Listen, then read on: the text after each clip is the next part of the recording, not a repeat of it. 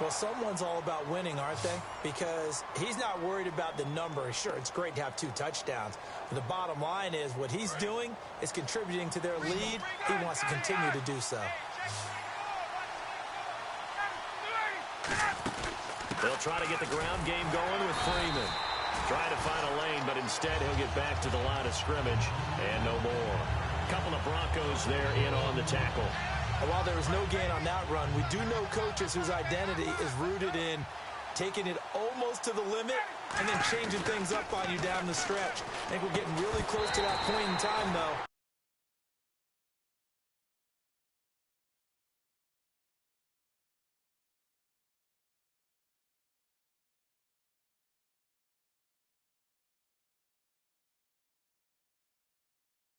To go out the window, they've got to go a little bit faster in order to try and win the game.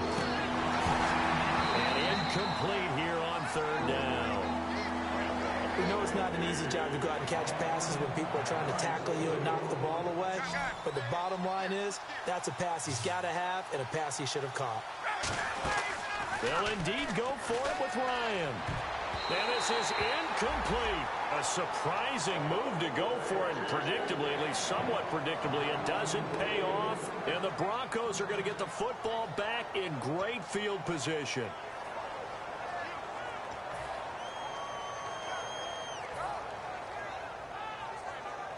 And a great spot to start this drive from here.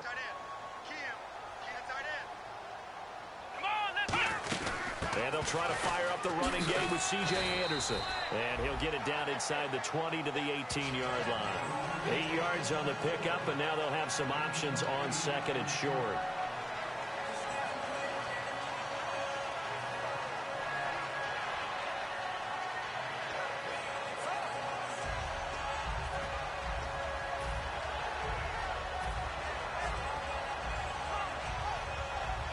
Second down following the run.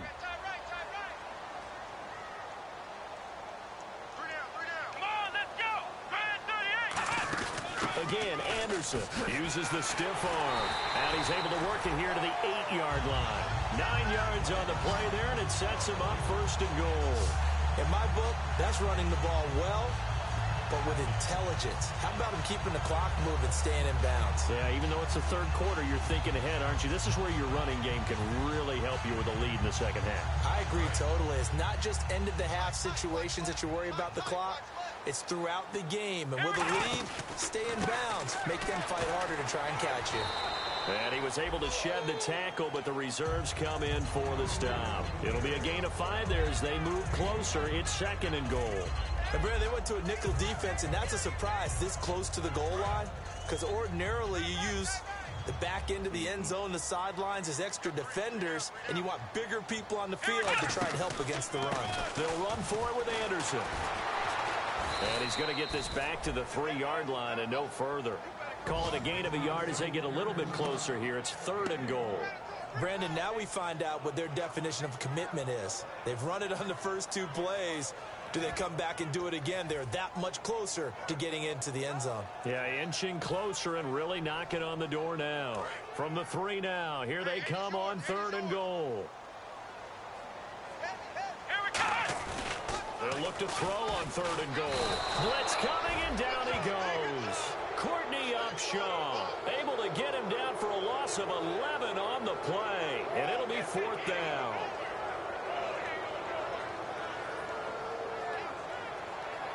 Now Brandon McManus for the Bronco field goal.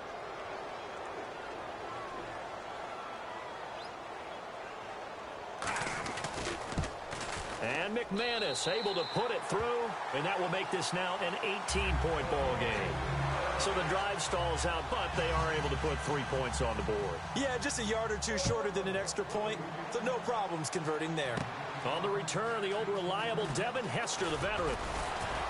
They'll bring it back to just about the 25, call it the 24-yard line. Atlanta now coming out on the field. And on that last drive, went for it on 4th, turned it over. A good job by their defense, though. They held him to 3, but this offense, they've got to be a little bit better. He rifles one that's intercepted. Picked off by the corner. And he takes this one back into the end zone.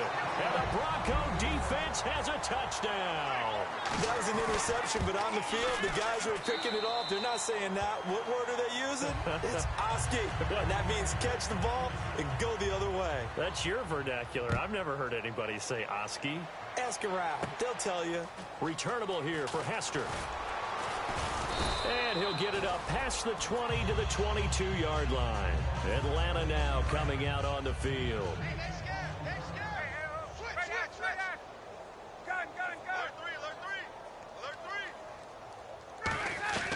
Now Ryan on first down. And Jones has it over the middle. They'll give him 8 on the play, and that'll bring up second down. That was a nicely run slant route, and what the receiver's trying to do is make the defender think he's going upfield for a deeper route, and then breaks it off, usually after about 3 to 4 steps, and cuts towards the middle of the field. And now what he's trying to do is use his body to keep the defender away from the football and give the quarterback a really nice target. Back now at the home of the champs, Sports Authority Field in Denver. A lot of happy faces in the crowd at this point as their guys have a big lead here to start quarter number 4. They'll throw on first down with Ryan. Going up top, and it drops down incomplete. Thought he might have had it. Instead, second down. Second down following the incompletion. And when all else fails as a defender, when you're not there in the coverage, your best friend is exactly what we saw there. A big play shot taken by the offense. Unfortunately, it ended in a big drop. A big play there on the catch and run. 49 yards. So what's the old expression that quarterbacks like to use when they decide to throw the football? I'm looking for either a touchdown or a check down. And he took the check down on that play, and it worked almost to perfection. He goes underneath to Freeman. It'll be a gain of 6, and it's a second down. So many times you hear today's NFL described as a space game.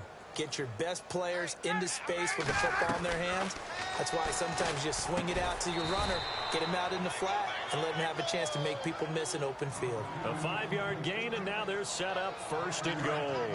What terrifies defenses when they see slant routes thrown is that the receiver is on the move, and oftentimes he catches it and gets upfield. That's a really nice job. And he will fight his way into the end zone for a Falcon touchdown. Tevin Coleman, his 4th touchdown on the year. And the Falcons cut into that lead. And now it's blocked. Now it's scooped up, and this is a live football. But he will not be able to bring this one back in the extra point attempt. Unsuccessful.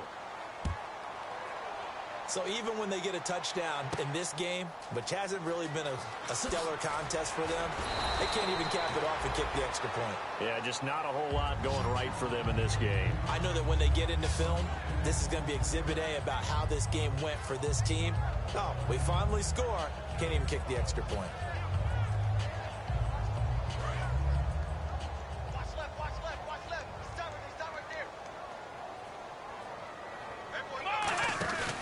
They start the drive with Anderson. And he's got some space here. And he cuts it back left. And he makes it all the way down to the 13-yard line. A big-time run there by Anderson. And even 70 yards. So they pick up the first down after the run, and now they approach for the fresh set.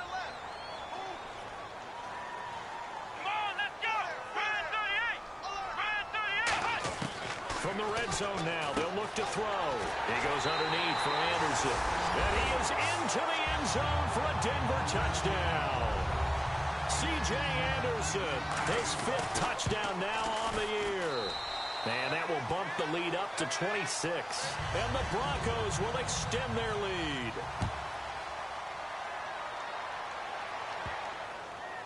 This will be taken to the back of the end zone.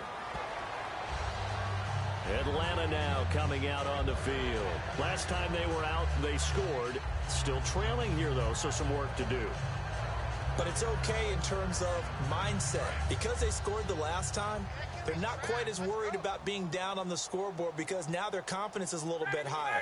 They feel like they've got something going, and they feel like they can attack again and put more points on the board. Are you scoreboard watching if you're the offense, or are you just focused on this drive? We wouldn't be telling the truth if we said that they didn't scoreboard watch. Everyone does it to some extent, but you've got to set it aside right now and just focus on this series. That'll take care of the scoreboard if they punch it into the end zone. Just a gain of a yard there, and now it'll be third down. Partner, we know today's NFL is really built around the guy throwing the football. But these short runs, they still pay dividends because they can take their toll on a defense, and they can add up as the game goes along. They control the clock, they control the ball. And that's caught inside the 30. And he finally goes down, but not before reaching the 21.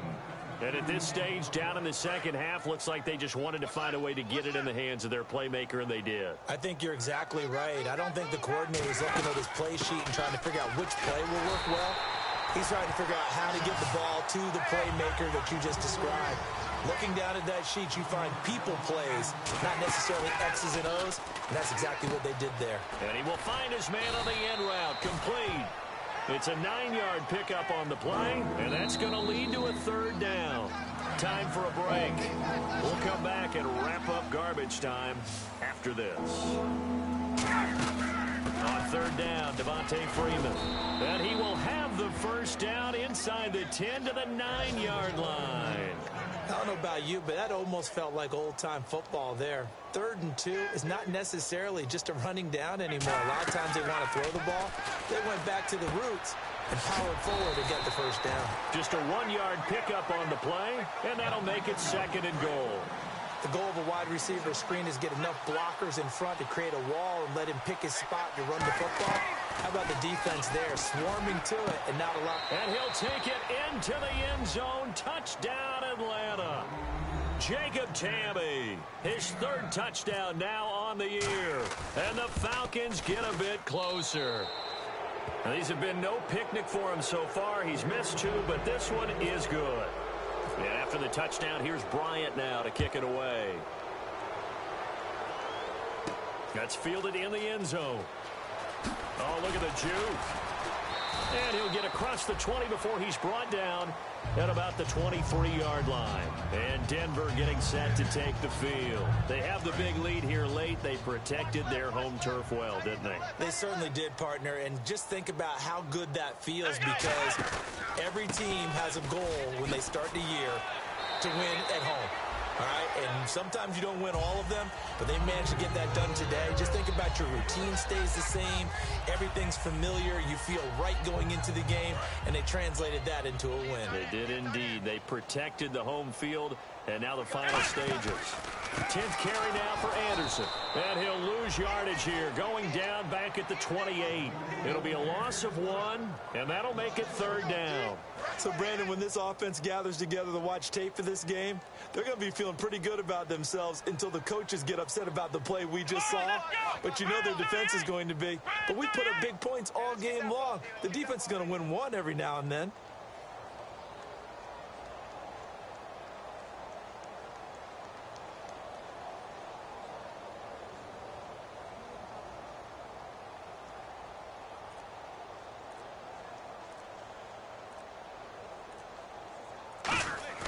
They'll set up to throw. It's a short one here, complete to the tight end. And he will have a first down as they get him to the ground at the 37. When you execute a drag or a crossing route really well and give them a chance to let it develop a little bit, you can gain some significant yardage hitting your tight end on that one. Now it looks like he'll throw here. Forced out to his left. Now he's going to let it go. Oh, and this ball's tipped and intercepted. Ricardo Allen with a pick. And that will write a finish to this ball game. Well, Charles, where I come from, you call this a track meet. Just a shootout here today. And if you come out on the winning side of this one, you're just like, man, glad this thing's over. For those who love defense, today was not your day. For those who love offense, cherish it. What a fantastic performance. And for the winning team, they'll work on defense later. Today, they'll just celebrate. So for the Broncos, they boost their record up to a strong 4-1. And they will hit the road next week to take on the San Diego Chargers. Meanwhile, for the Falcons, they'll fall to 1-4 with a loss. And they'll be on the road next week as they get a date with the Seahawks in Seattle.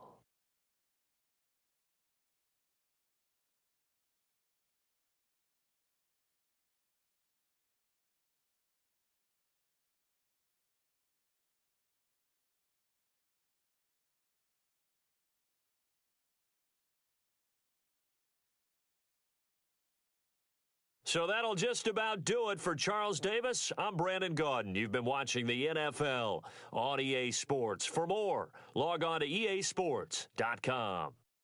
The Broncos are winners as we say so long from Denver.